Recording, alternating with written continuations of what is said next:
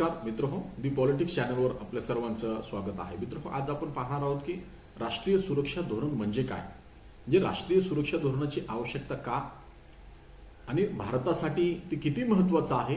त्यानंतर आजवर हे एवढं महत्त्वाचं आहे तर मग आजवर विलंब का झाला, अशा प्रश्नाची आपण या व्हिडिओमध्ये चर्चा करणार आहोत. कारण भारताचं पहिलं राष्ट्रीय सुरक्षा धोरण आगामी काळामध्ये प्रथमच समोर येणार आहे. सर्वसमावेशक राष्ट्रीय सुरक्षा धोरणाअभावी अनेक पातळ्यावर अडचणी येतात. त्याची निकड दुर्लक्षित करता येणारी नाही. लष्कर आणि धोरण निश्चित करणाऱ्या घटकांमध्ये प्रदीर्घ काळ विचारविनिमय होऊन अखेरीस ते आकारास येत आहे. या धोरणाचा मसुदा तयार करण्यासाठी राष्ट्रीय सुरक्षा परिषद सचिवालय, केंद्रीय मंत्रिमंडळे आणि विभागाकडून माहिती संकलित करीत आहे. राष्ट्रीय सुरक्षा धोरण म्हणजे काय, तर आपण हे समजून घेणार आहोत आणि हे किती आवश्यक आहे हे धोरण. कारण बाह्य आणि अंतर्गत भारताची सुरक्षितता निश्चित करण्यासाठी या धोरणाची काय आवश्यकता आहे. तर मित्रहो, या चॅनलवर नवीन आला तर चॅनल सबस्क्राईब करा, अधिकाधिक मित्रांना चॅनल शेअर करा. कारण चॅनल शेअर करायला काही पैसे लागत नसतात. पण अलीकडे आपण पाहतो की 9% लोकांनी चॅनल सबस्क्राईब केलेला आहे. सबस्क्राईब करायला काही पैसे लागत नसतात. तर आपण सबस्क्राईब करून घ्यावा, म्हणजे याचं नोटिफिकेशन ताबडतोब आपल्याला येईल. जे राष्ट्रीय सुरक्षा धोरण म्हणजे काय हे आपण अगोदर लक्षात घेतलं पाहिजे. म्हणजे अंतर्गत बाह्य या दोन्हीही धोक्यांपासून देशाच्या संरक्षणासाठी केले जाणारे उपाय म्हणजे राष्ट्रीय सुरक्षेत समाविष्ट होतात, हे आपल्या सहजपणे लक्षात येते. म्हणजे देशाच्या सुरक्षेची उद्दिष्ट आणि साध्य करण्यासाठी अवलंबले जाणारे मार्ग याची रूपरेषा दर्शविणारा दस्तावेज म्हणजे सर्वसमावेशक राष्ट्रीय सुरक्षा धोरण वा रणनीती असं आपण म्हणू. पारंपरिक अपारंपरिक धोके आणि संधी यावरती प्रकाश टाकते. या कामाची जबाबदारी ज्या संस्था संघटनांवर आहे त्याचे उत्तरदायित्व अधोरेखित करते. कालपरत्वे हे धोरण अद्ययावत केले जाते. ते केवळ सैन्य दलास मार्गदर्शन करत नाही तर सुरक्षेच्या दृष्टीने आवश्यक त्या सुधारणा धोरणात्मक निर्णयांसाठी मार्गदर्शक ठरते. जे संभाव्य धोके लक्षात घेऊन धोरणाचा मसुदा नेमका कसा आहे याविषयी स्पष्टता नाही. मात्र यामध्ये भारतासमोरील आव्हाने आणि आधुनिक धोक्यांचा समावेश असू शकेल. राष्ट्रीय सुरक्षेत केवळ देशाचं संरक्षणच अभिप्रेत नसते तर आर्थिक, औद्योगिक, वैज्ञानिक आदीच्या विकासाचाही विचार होतो.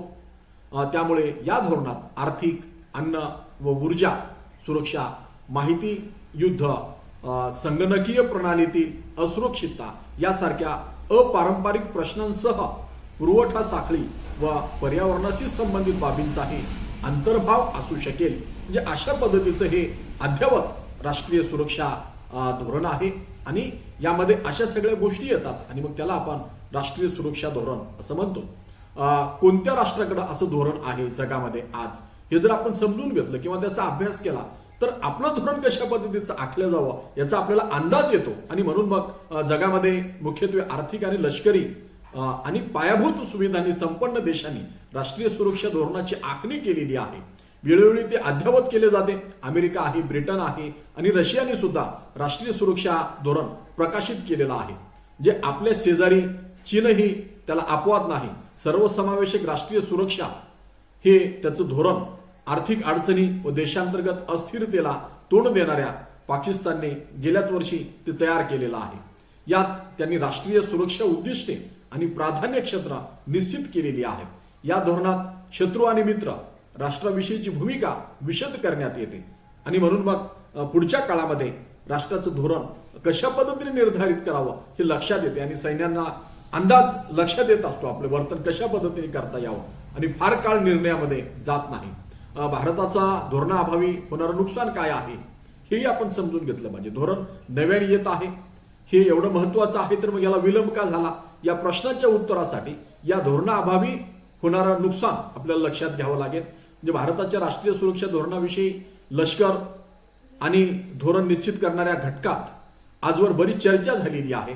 अलीकडच्या काळात पारंपरिक व अपारंपरिक धोक्यांनी जटिल स्वरूप धारण केलेलं आपल्याला पाहायला मिळते. म्हणजे भूराजकीय तणावापासून ते अनिश्चितता निर्माण झालेली दिसते. ही स्थिती राष्ट्रीय सुरक्षा धोरणाशी निकड नव्याने लक्षात आणून देणारी ठरली. हे धोरण नसल्याने नक्षलवाद आहे, दहशतवाद आहे, या प्रश्नांवर कारवायांसारखे प्रश्न हाताळताना केंद्र आणि राज्यातील यंत्रणांमध्ये अनेकदा समन्वयाचा अभाव दिसतो.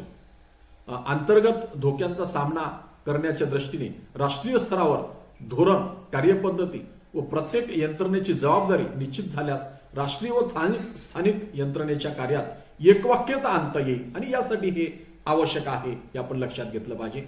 धोरण प्रलंबित राहण्याचं कारण काय आहे, मग का हे एवढं महत्वाचं असताना का प्रलंबित राहिला, याबद्दल अनेक मतांतरी आहेत. खरं तर यापूर्वी 3 वेळा राष्ट्रीय सुरक्षा धोरण आखण्याचा प्रयत्न झालेला आहे आपल्या देशामध्ये, पण अपेक्षित राजकीय पाठबळाअभावी ही महत्वाची बाब प्रलंबित राहिलेली आहे. कदाचित आजवर हे धोरण उघड न करण्याचे राज्यकर्त्यांचे मत असू शकते. राष्ट्रीय सुरक्षेची उद्दिष्टे सार्वजनिक न करण्याचा विचार असण्याची शक्यता आहे. दहशतवादी कारवायांचा सामना करणाऱ्या अनेक देशांनी या धोरणाची आखणी केलेली आहे, पण राजकीय इच्छाशक्ती अभावी भारतामध्ये हा विषय बाजूला ठेवला गेला होता. तो आता ऐरणीवर आलेला आहे. म्हणजे तज्ज्ञांची मते काय आहेत ती सुद्धा आपण जाणून घेतली पाहिजेत. माजी लष्कर प्रमुख जनरल NC विज हे निवृत्त अधिकारी आहेत.